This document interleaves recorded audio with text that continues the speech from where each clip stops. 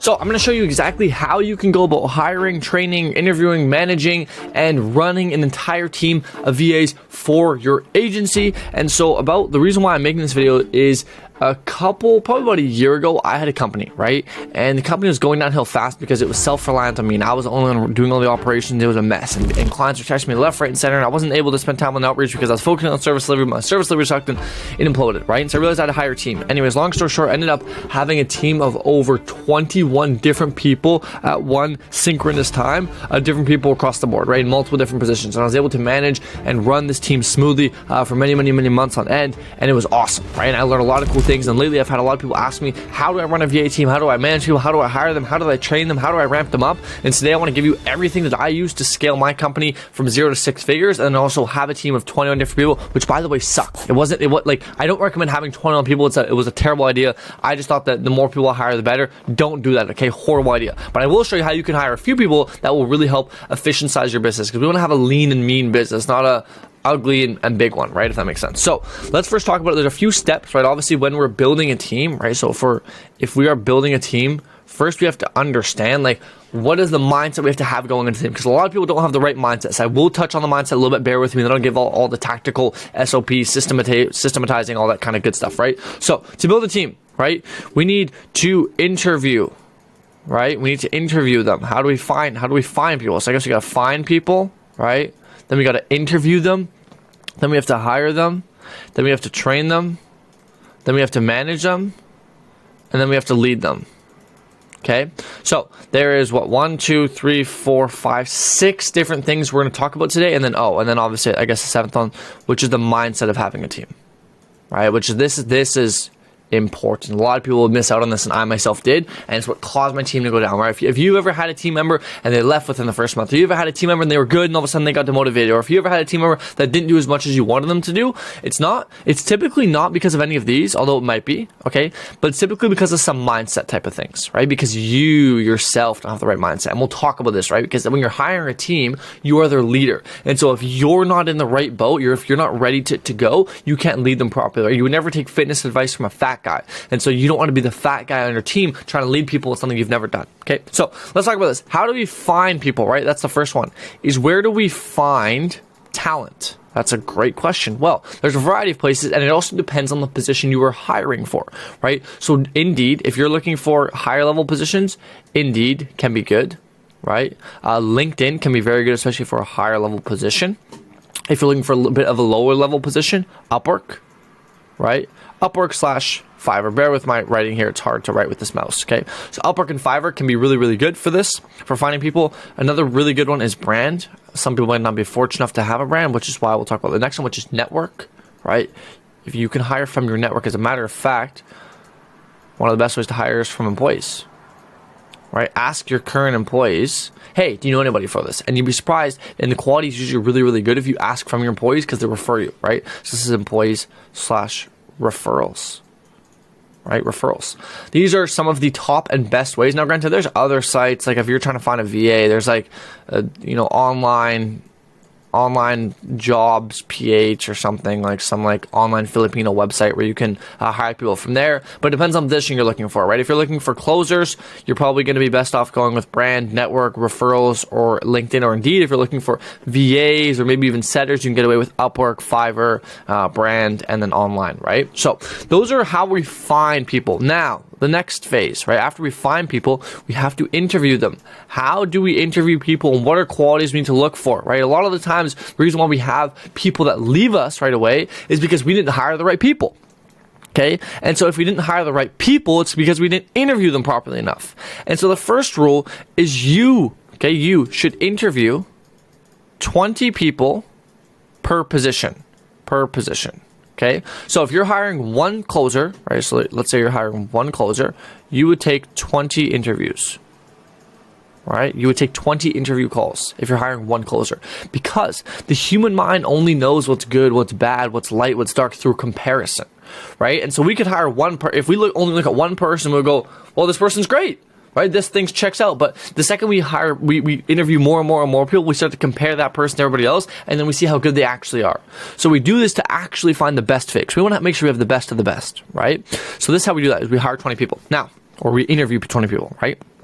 We go through this process, we find 20 people, give or take, right? If you have 15, fine. If you have 25, cool, it doesn't matter, right? You want to get enough people where you can compare and contrast so you can actually see who's the best. Now, beautiful. Once you are in the interview phase, how do you go about finding who is actually the best, right? What are the key things you want to look for? There's 3 things, okay? There's 3 things I'll read off from my notes here, which is number 1, knowledge. So they have knowledge about the industry, okay? So the industry.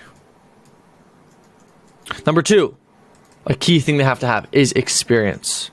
Okay? They've done this before, they know what it is. And the last one, and this one's non-negotiable, is buy-in. They're bought into the company, to the dream, to the vision. Okay? This one is non-negotiable. You can go without one of these 2. That's fine. You cannot go without this. If somebody doesn't have buy-in in your company, they will never work. It doesn't matter how knowledgeable they are in the industry, how good their track record is. If they don't have buy-in, it won't work. They'll leave. Right? Have you ever hired someone that's been really, really good, but you didn't really connect with them in a week or 2 in or a month in, they just left? Yeah, it's because they didn't have buy-in. Right? And when you don't have buy-in, people don't go above and beyond. People don't work hard. People can't get led. Everything bad happens when they don't have buy-in. So the number one thing, you could even get by with not having these 2. As long as you have this one, especially for lower level positions, that's all you need, right? You can train most people to do most things. So as long as they've buy-in and the willpower to learn and grow, you'll be good. Now, the rule is you have to have 2 of 3, right?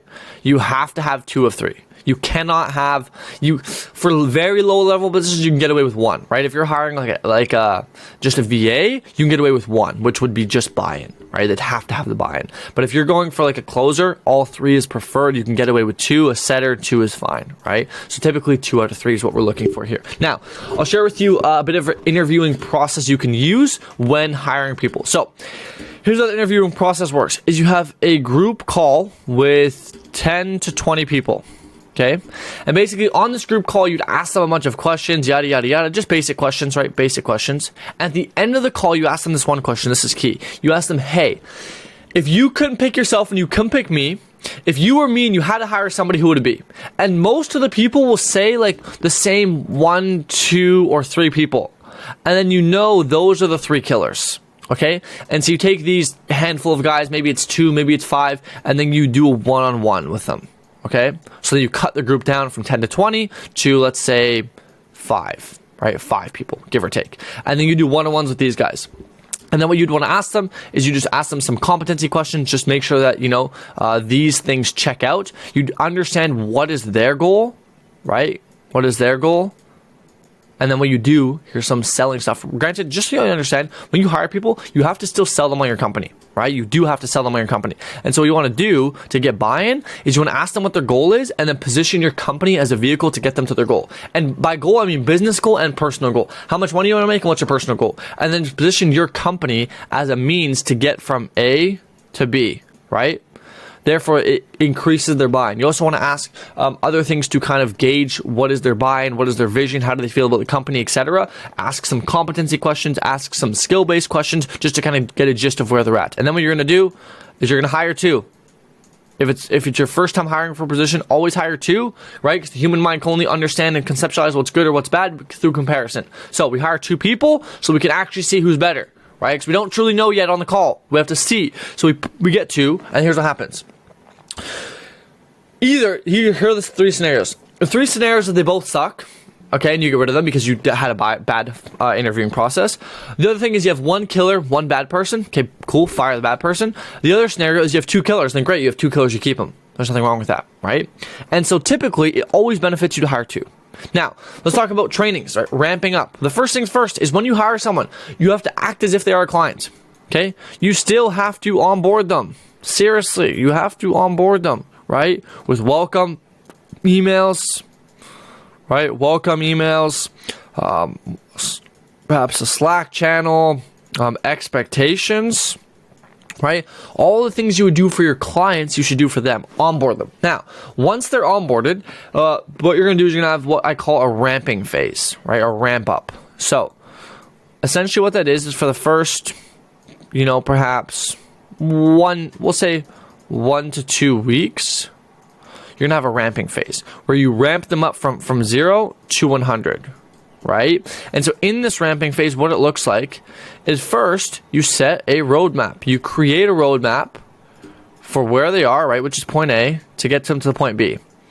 And in this, there's going to be like content, right, courses, blah, blah, blah, blah, blah, trainings, blah, blah, blah, blah, meetings, blah, blah, blah, blah, all these things to get them equipped and knowledgeable enough to do the position, right? So basically giving them the skills is the best way to put this, right? Is giving them the skills to go from A to B.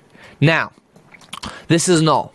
Okay, that's not all we do to bring somebody on board. What we also want to do is we need to create SOPs, right? If you don't already have SOPs, you make them while you work with them, right? And so SOP stands for Standard Operating Procedure. This is how you do your things, right?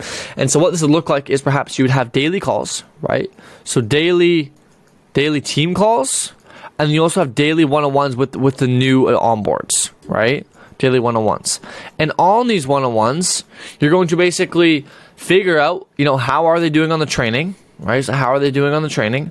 You're also going to figure out, like, what's their bottleneck? Where are they stuck? And then you're going to train with them. So live training, right? So maybe some walkthroughs, some demo sessions, etc., etc., etc. You're going to live train them on what you want them to do, okay? Now, on these team calls, we're not going to talk about team calls today because this is, like we talked about, hiring employees, not team calls. Although this is very important. I have another video on this. That's not for the scope of this video. So that is later, okay? Now, once you kind of have these daily one-on-ones, and obviously you have the roadmap, right? With this roadmap, you want to have like a clear goal of like, oh, by day 7, they should be doing X, right? And therefore you can see, are they on track to get to X by day 7?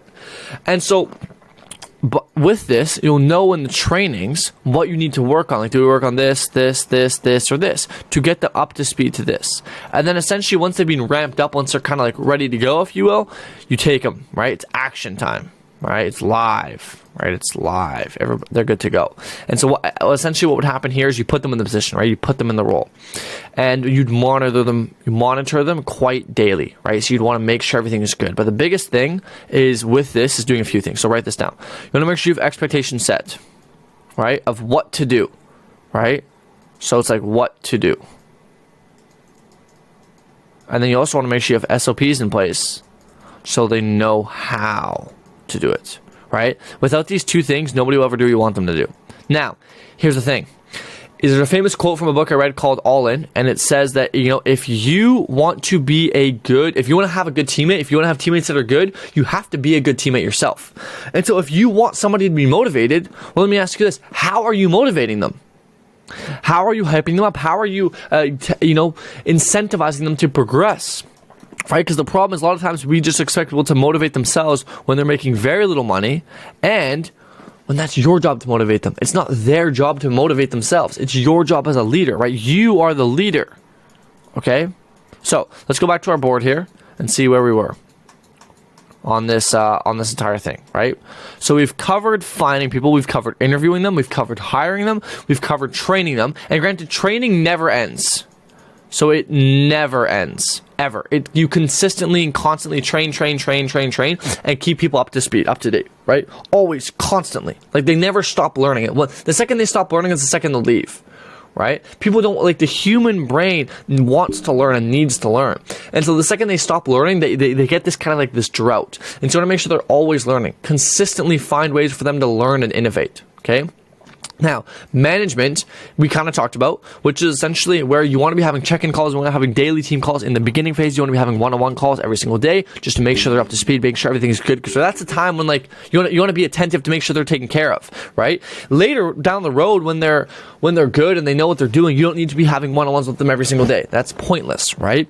But in the beginning, you do. And one other thing you need to be doing is goal setting, right? Goal setting. So this is something that happens monthly, right? And essentially what you do is you set goals for them, not only inside the business, right, but also personally. What are their personal goals, right? They want to make sure that you want to make sure that you as a leader are not only helping somebody reach their business goals, but also their personal goals, right? That's a huge thing, is helping somebody achieve in their personal life. Because if they feel like, man, this guy's helping me with my business and my personal goals, this is awesome, I want to stay here, right? And you'll have an employee for lifetime. Now, I know we talked about, so this is mindset, which is the one we'll talk about, right? That's arguably maybe the most important in this. And it's that you are a leader.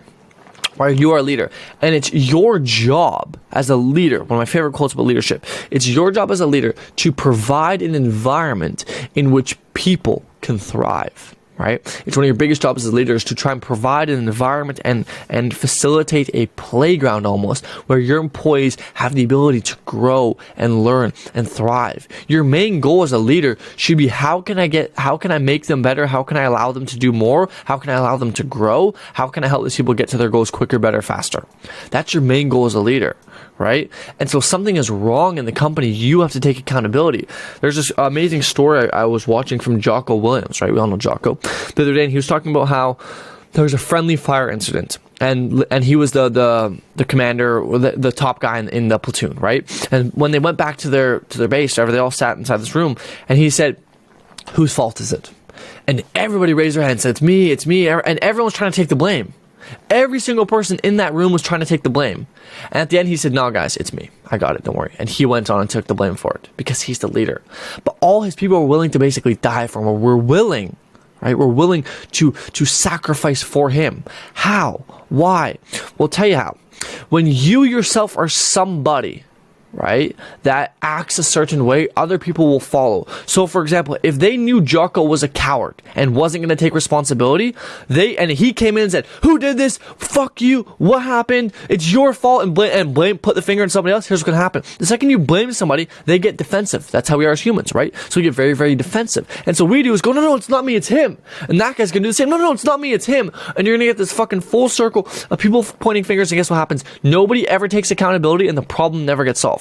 If you don't take accountability, right? If you do not take accountability, the problem never gets solved.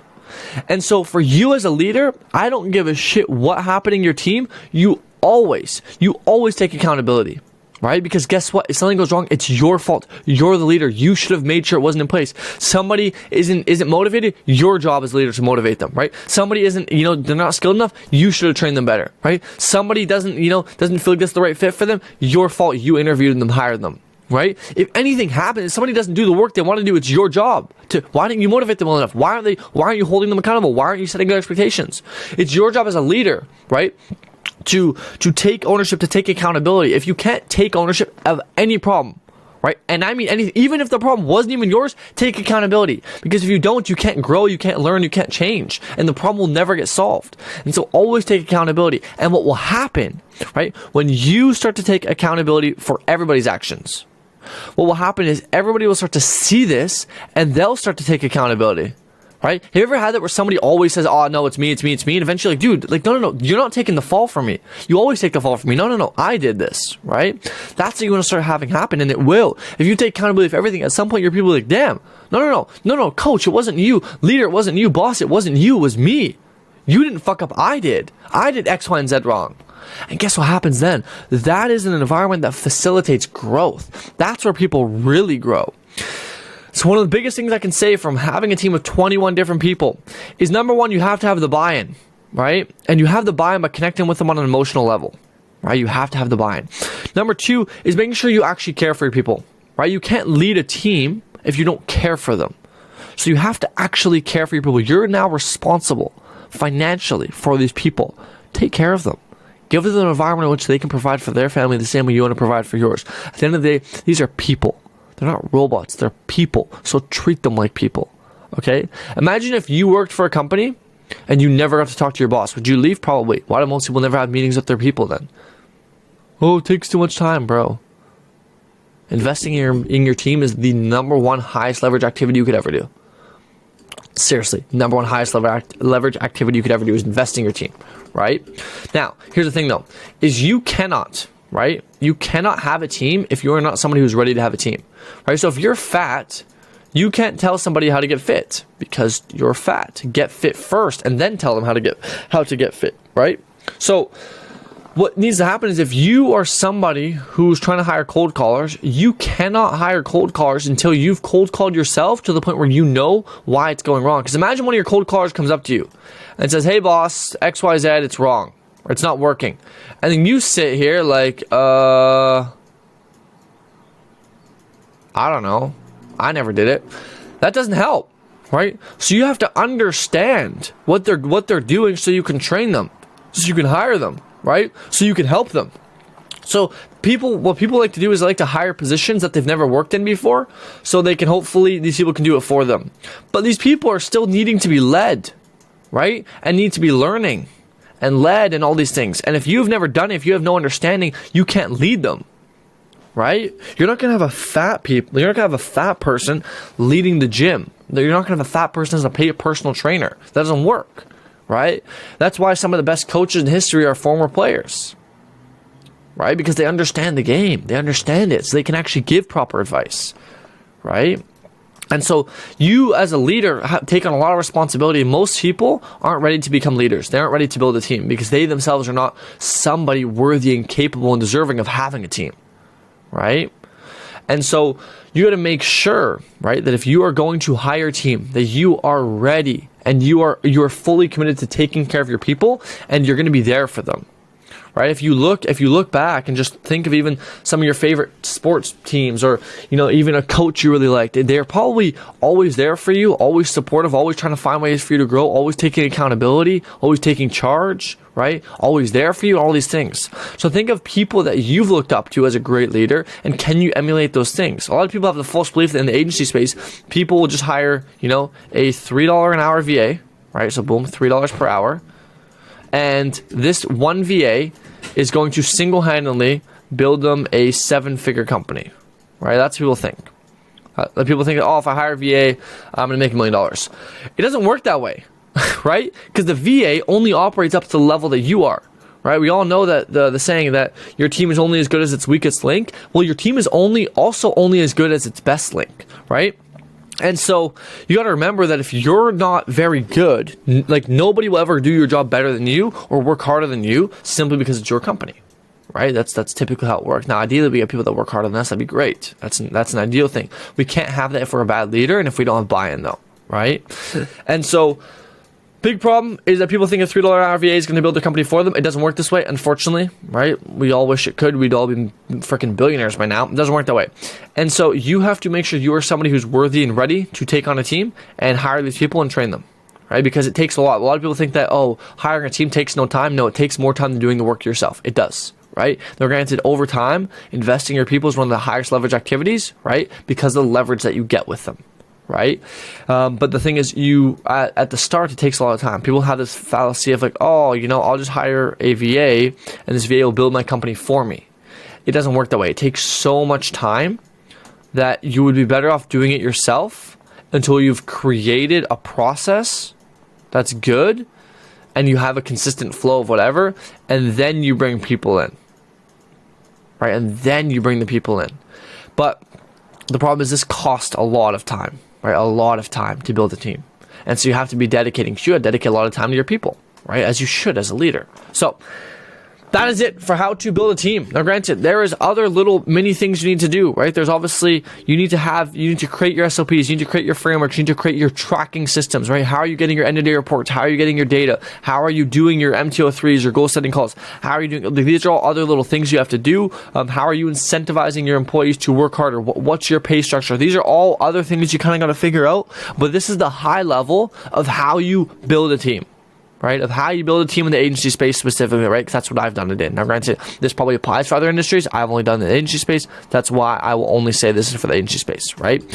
Now, hope this helps. If you have any questions about this, drop them in the comments. Answer everybody's comments. Answer literally every single person. Or join my free Discord and just ping me there and ask me any questions, right? But just understand, if you are not somebody who's ready to hire a team, don't hire a team, right? You have to be ready to bring on a team, right? You have to be ready. It's a big responsibility and a big job. So, granted, team is the best thing you could ever do for your company, but it also takes a lot of work. And so if you hire a team, make sure you treat them fairly, you treat them respectfully, and you actually take care of them, because that's what you should be doing as a team leader.